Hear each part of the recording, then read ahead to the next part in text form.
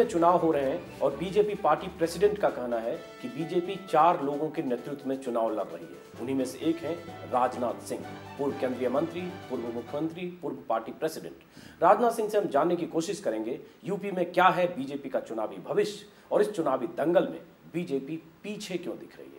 राजनाथ जी, सबसे बड़ा सवाल यह है कि आप यूपी में पार्टी प्रेसिडेंट रहे, आप राष्ट्रीय अध्यक्ष रहे, आप केंद्र में मंत्री रहे, इस चुनावी दंगल में राजनाथ सिंह ही कहीं नहीं दिख रहे हैं। लग रहा है पर्दे के पीछे चले गए या नेपथ्य में चले गए। नेपथ्य का सवाल नहीं है, क्योंकि अब केंद्रीय राजनीति में हूँ। यह स्वाभाविक है कि देश के दूसरे राज्यों में भी चुनाव जहाँ हो रहे हैं उन राज्यों में भी जाना होता है, और जो ही यह समाप्त होगा 28-29 को जनवरी को, उसके बाद मैं उत्तर प्रदेश में ही अपना पूरा समय दूंगा। नितिन गडकरी ने एक हफ्ते पहले लखनऊ में प्रेस कॉन्फ्रेंस किया और उन्होंने कहा यूपी में चुनाव 3 लोगों के नेतृत्व में लड़ा जा रहा है, जिसमें 4 लोग, माफ करें मैं बता रहा हूं, पहली बार उन्होंने 3 लोगों का नाम कहा। बयान मेरे पास है जिसमें आपका नाम नहीं था। आपके लिए उन्होंने कहा कि राजनाथ सिंह यूपी नहीं आना चाहते। नाम लिया उन्होंने उमा भारती, कलराज मिश्रा, सूर्य प्रताप शाही। लेकिन दिल्ली आते ही 2 दिन बाद उन्होंने उसमें से चौथा नाम आपका जोड़ा और उसके बाद कहा 4 लोगों के नेतृत्व। तो क्या आपने एतराज जताया कि लखनऊ से दिल्ली आते ही उन्होंने आपका नाम जोड़ दिया? मैंने कोई इतराज जताने का कोई सवाल ही नहीं। मैं तो उत्तर प्रदेश का हूँ ही, उत्तर प्रदेश का मैं मुख्यमंत्री रह चुका हूँ। लेकिन यह बात सच है कि नेतृत्व का जहाँ तक सवाल है, वहाँ जो उत्तर प्रदेश में हैं लोग, चाहे वो सुश्री उमा भारती हों, चाहे सूर्य प्रताप शाही हों, चाहे श्री कलराज जी मिश्र हों, स्वाभाविक है कि नेतृत्व तो यही लोग करेंगे। हाँ, इन लोगों के लिए सहयोगी की भूमिका के अंदर से जाकर जो है मैं निभा सकता हूं और वो भूमिका मैं निभाऊंगा। आपने कहा यूपी में जो लोग हैं वो नेतृत्व करेंगे और आप केंद्रीय नेतृत्व की भूमिका निभा रहे हैं केंद्र में। उमा भारती यूपी में तो है नहीं, थी नहीं, अभी आ गई हैं। देखिए, उमा भारती का उत्तर प्रदेश के साथ बहुत पुराना रिश्ता है। उमा भारती को उत्तर प्रदेश से अलग रखकर नहीं विचार किया जा सकता। और विगत 7-8 महीनों में आपने देखा होगा कि बहुत ही इंटेंसिव कैंपेनिंग पूरे उत्तर प्रदेश में उमा भारती ने की है। क्योंकि उनको लाया गया उमा भारती को 7-8 महीने पहले, बीजेपी से 5 साल बाहर रही और उसके पहले जो भी उनका रिश्ता अयोध्या आंदोलन का रिश्ता है। हमने वो तस्वीर देखी थी बाबरी मस्जिद या ढांचा के ढहने के बाद मुरली मनोहर जोशी के साथ। देखिए, अयोध्या आंदोलन का ही रिश्ता नहीं। अयोध्या आंदोलन के बाद भी उमा भारती की उत्तर प्रदेश में एक सक्रिय भूमिका रही है।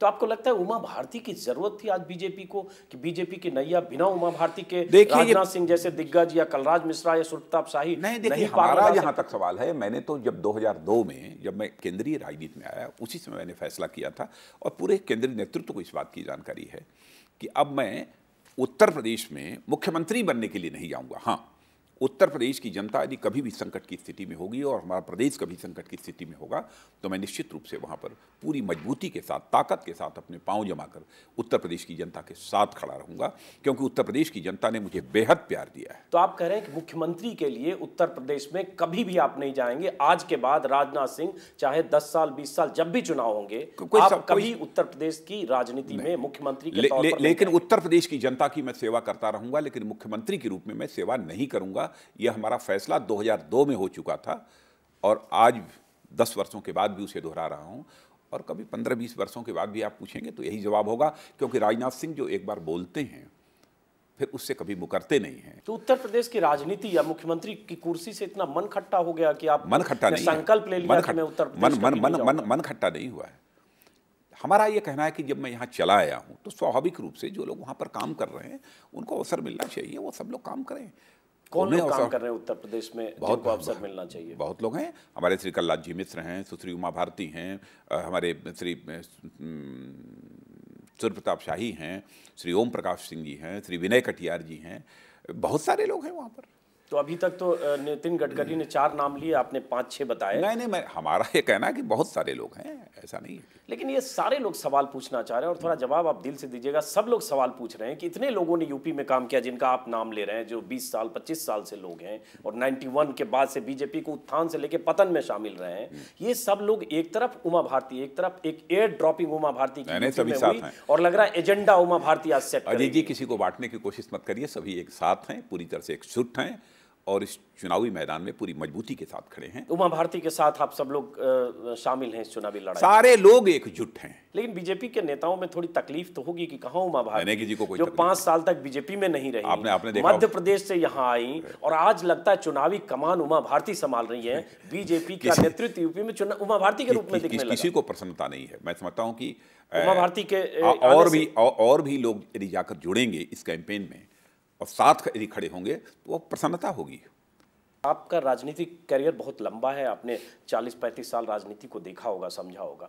कोई ऐसी मिसाल है कि एक शख्स जो दूसरे सूबे में मुख्यमंत्री रहा, कोई ऐसी मिसाल कि जो मध्य प्रदेश में या किसी सूबे में मुख्यमंत्री रहा हो, दूसरे सूबे में फिर मुख्यमंत्री के दावेदार के तौर पर चुनाव लड़ने आ गया हो? कोई एक मिसाल बताइए, लोकसभा की बात मत अजय करिए। जी, मैं बात पूरी तरह से साफ कर देना चाहता हूं कि हमारे यहाँ किसी ने मुख्यमंत्री पद के लिए दावेदारी नहीं की है, इसलिए इस सवाल की प्रासंगिकता स्वतः समाप्त हो जाती है। लेकिन कोई दूसरे सूबे का मुख्यमंत्री किसी दूसरे सूबे में विधानसभा चुनाव लड़ने और उसके नेतृत्व में चुनाव लड़वाने का कोई एग्जाम्पल, लोकसभा चुनाव को छोड़कर? नहीं, कोई आवश्यक है।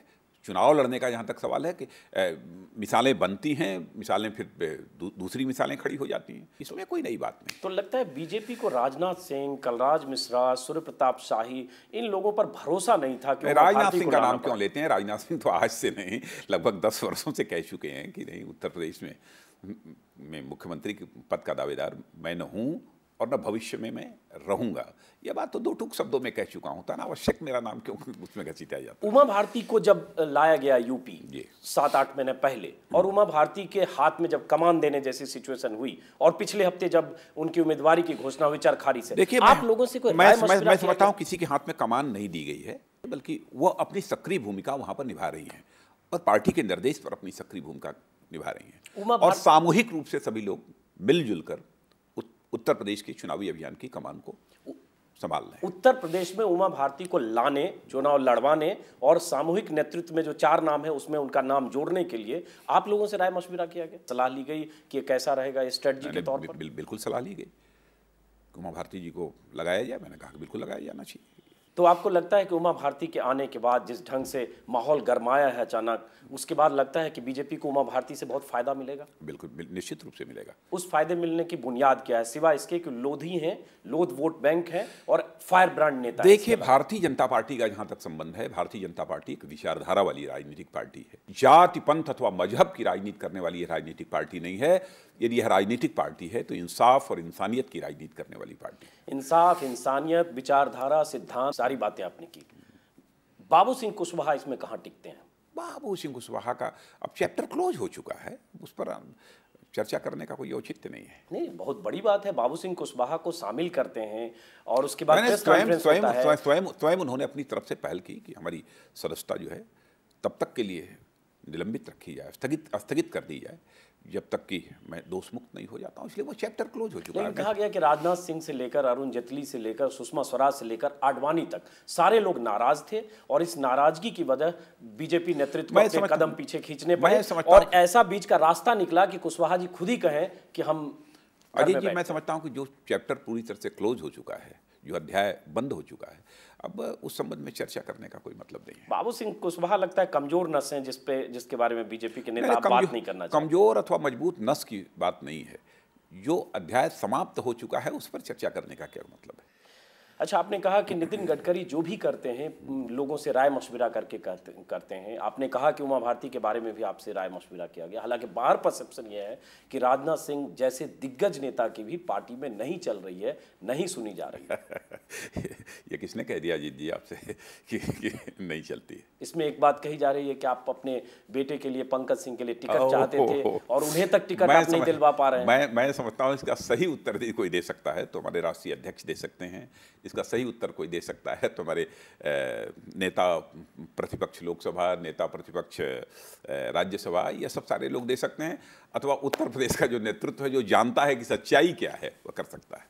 लोग करें इतना मैं विश्वास के साथ कह सकता हूं कि मैंने अपने राजनीतिक जीवन में भरपूर कोशिश की है कि मैं तंग दिल से, यानी छोटे दिल से मैं कभी राजनीति न करूं, और हमारी यही कोशिश रहती है। और मैं समझता हूं कि नेताओं से भी यदि आप बातचीत करेंगे तो आपको पूरी तरह से स्थिति साफ कर देंगे, लेकिन वस्तु स्थिति क्या है पंकज के संबंध में, इसको मैं स्वयं अपने मुंह से नहीं कहना चाहूँगा। जो राजनाथ सिंह उत्तर प्रदेश की 403 सीटों के लिए उम्मीदवारी तय करते थे, जो राजनाथ सिंह देश के हर सूबे में उम्मीदवार तय करते थे पार्टी के राष्ट्रीय अध्यक्ष के तौर पर, वो राजनाथ सिंह अपने बेटे को अगर टिकट नहीं दिला पाए और नाम मथुरा से लेकर नोएडा से लेकर अब बनारस पर अटका हुआ है, कुछ तो बात होगी। ईश्वर साक्षी है, मैं समझता हूँ ईश्वर से बड़ा कुछ नहीं होता, और मैं ईश्वर में घोर आस्था रखने वाला व्यक्ति हूँ।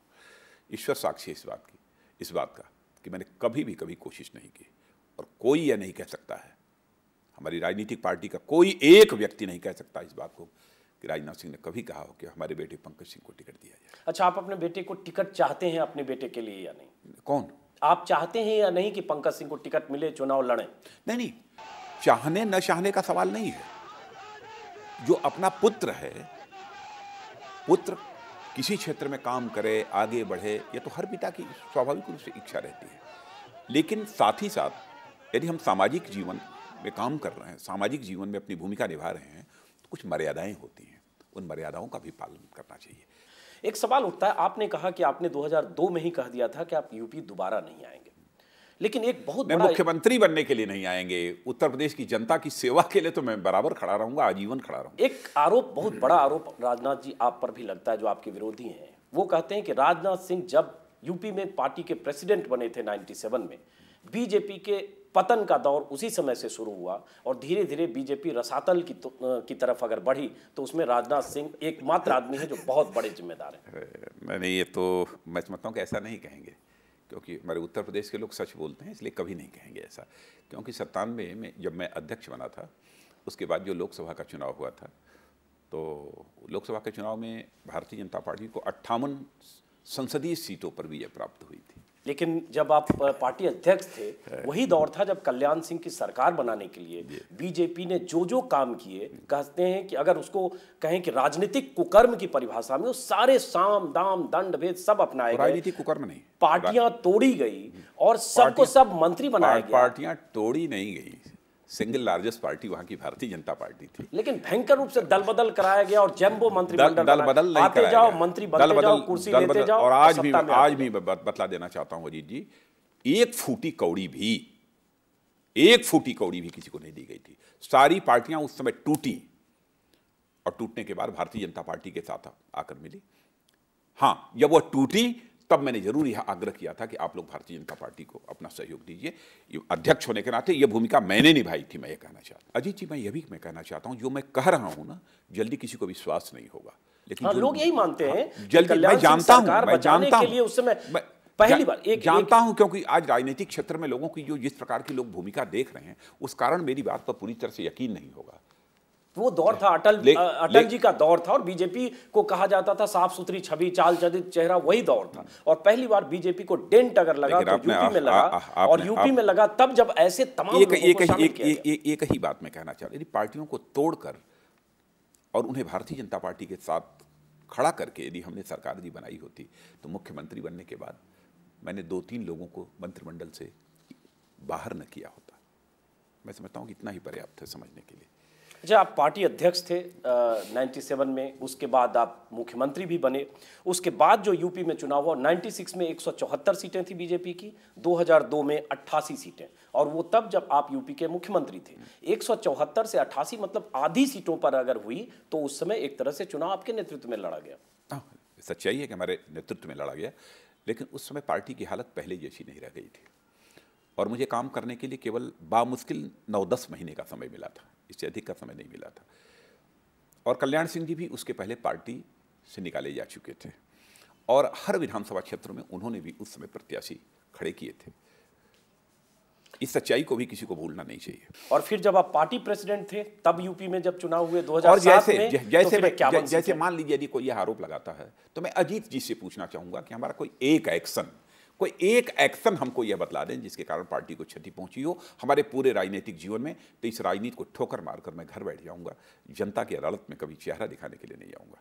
और यह भी मैं बतलाना चाहता हूं अजीत जी, जिस दिन कोई आरोप मेरे ऊपर लगा, सिद्ध हुआ, तो शायद मैं ऐसा व्यक्ति हूं कि मैं फिर राजनीतिक क्षेत्र में अथवा सामाजिक क्षेत्र में फिर मैं काम नहीं करूंगा, मैं मुंह छिपाकर बैठ जाऊंगा। क्या यूपी में बीजेपी में क्या इतना इंटरनल बिकरिंग है, इतनी इन फाइटिंग है, 4-5 अलग अलग ध्रुव हैं सामूहिक नेतृत्व के नाम पे, ये वजह थी कि आप भी नहीं परफॉर्म कर पाए? आज भी बीजेपी कहीं उस तरह से नंबर 1 नंबर 2 की रेस में नहीं दिख रही है। परफॉर्म किया भी। मैं चुनावी रिजल्ट की बात कर रहा हूँ। चुनावी रिजल्ट की ही मैं बात करूँ। जब 97 में अध्यक्ष हुआ, उसके बाद जब लोकसभा का चुनाव हुआ था, तो उसमें भारतीय जनता पार्टी को 58 सीटों पर विजय प्राप्त हुई थी। ये तो अच्छा परफॉर्मेंस हमारा मानेंगे ही। और इसको राजनाथ सिंह कैसे एनालाइज करते हैं कि यूपी में बीजेपी इतनी बड़ी पार्टी, सत्ता में रही पार्टी, वो बीजेपी आज यहाँ है कि वो तीसरे चौथे नंबर के लिए संघर्ष कर रही है? नहीं, तो यह भी एनालाइज करना पड़ेगा कि जो भारतीय जनता पार्टी केवल 7-8 विधानसभा क्षेत्रों में विजय प्राप्त करती थी, उसने जो है 212 प्राप्त किया।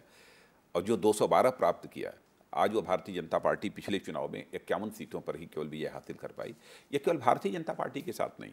अच्छा, इस विधानसभा चुनाव में जिस ढंग से ये चुनाव हो रहे हैं, जो माहौल है उसमें लग नहीं रहा है कि बीजेपी कहीं भी नंबर 1 नंबर 2 के रेस में है। लग रहा है बीजेपी कांग्रेस से लड़ रही है, नंबर 3 और नंबर 4 की लड़ाई में लड़ रही है। मैं समझता हूं कि यदि आपका यह ऑब्जर्वेशन है, तो ऑब्जर्वेशन अथवा ये असेसमेंट करने में आपने कुछ जल्दबाजी की है। मैं समझता हूं कि आपको भी प्रतीक्षा करनी चाहिए।